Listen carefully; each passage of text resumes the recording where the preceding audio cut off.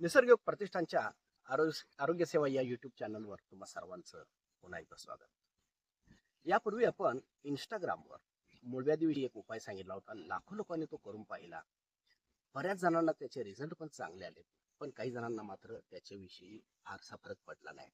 मात्र त्यांच्याकडून अनेक कमेंट्स प्राप्त झाल्या होत्या की काय करावं काय करावं. तसं मूळव्याध हा अतिशय मोठा विकार आहे. त्याच्यावर बरेच प्रकार असतात मूळव्याधीचे. ह्या विकारावर मात्र 100% मात करता येते. कोणत्याही प्रकारच्या शस्त्रक्रियेची गरज लागत नाही. मूळव्याधीचे अनेक प्रकार जरी असले तरी प्रत्येक गोष्टीमध्ये एक कॉमन गोष्ट म्हणजे गुदद्वाराच्या आतील बाजूला कोंब असतात, त्याला मोड म्हणतात. आणि गुदद्वाराच्या रिंगवर जे काही रक्तवाहिनी असतात त्या फुगतात. त्या फुगल्यामुळं ते आपल्या हाताला त्या लागत असतात. याला आपण बाहेरचे कोंब म्हणतो. असेच कोंब आतल्या बाजूलाही असतात. मात्र मूळव्याधीमध्ये कोंब असणं हे निश्चित असतं. बऱ्याच वेळा त्याच्यातून रक्त टपकतं. तर ह्या मूळव्याधीवर काय मात करण्यासाठी अतिशय काही चांगली पथ्य पाळावी लागतात. त्यापैकी म्हणजे सर्वात एक गोष्ट चांगली आहे ती म्हणजे सुरणची भाजी. तर सुरणची भाजी जी बाजारमध्ये उपलब्ध असते, ही भाजी अर्शोग्न म्हणतात. म्हणजे अर्श म्हणजे मूळव्याध ही अर्शोग्न अर्श बरे करणारी ही भाजी आहे. याच्यापासून सुवर्णवटक नावाच्या मूळव्याधीवर मात करण्याच्या गोळ्याही मिळतात. तर ही मूळव्याध मुळासकट नष्ट करण्यासाठी आयुर्वेदामध्ये अतिशय चांगल्या औषधोपचार पद्धती सांगितल्या आहेत. त्यापैकी म्हणजे एक म्हणजे अर्शकुठार.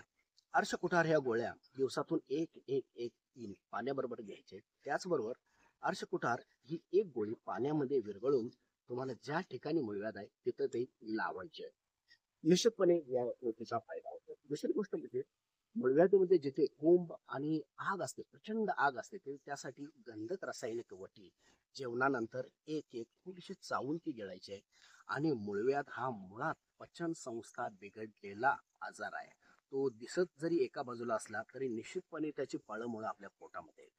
तर बिघडलेली पचनसंस्था दुरुस्त करण्यासाठी आरोग्यवर्धिनी ह्या गोळ्या 2 दिवसातून 3 वेळा घ्यायच्या आहेत.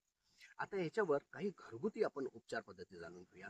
जर मूळव्याधीमधून प्रचंड मोठ्या प्रमाणावर रक्तस्राव होत असेल तर घरगुती असेल तर नारळाची शेंडी जाळायची. ह्या जाळलेल्या नारळाच्या शेंडीची चिमूटभर राख दिवसातून 3 वेळा तुम्ही दुधामधून किंवा पाण्यामधून घेऊ शकता. जर त्या मोडाच्या मध्ये जर ठणक असेल तर जिरे तुम्ही दिवसातून एक चमचा 3 वेळा तुम्ही निश्चितपणे ते घेऊ शकता.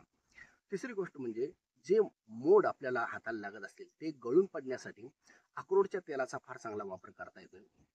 अक्रोडच्या तेलामध्ये कापसाचा बोळा भिजवून तो बोळा तुम्ही ज्या ठिकाणी मूळव्याध आहे तिथं तुम्ही तो ठेवून देऊ शकता. फार तर ही गोष्ट तुम्ही रात्री करू शकता.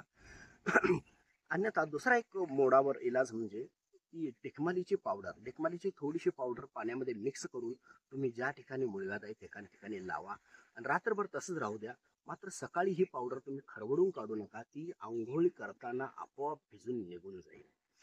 थोडी पथ्यपाणी आणि ही औषधोपचार पद्धती एकत्रित केल्यानंतर निश्चितपणे तुम्ही मूळव्याधीवर अतिशय उत्तमरित्या मात करू शकता. कोणत्याही शस्त्रक्रियेची गरज राहत नाही. हा अतिशय खात्रीचा आणि अनेक जणांनी अनेक वेळेला करून बघितलेला आहे. निसर्गयोग प्रतिष्ठानने यापूर्वी अगदी पूर्वीपासून सुद्धा मूळनाश हे औषधाच्या द्वारे अनेक जणांची मूळव्याधीतून मुक्ती केलेली आहे. मूळनाश हे औषध बऱ्याच जणांची म्हणजे 80% लोकांची मूळव्याध ही एकाच दिवसात बरी करतं. हे एकच दिवस घ्यायचं औषध आहे.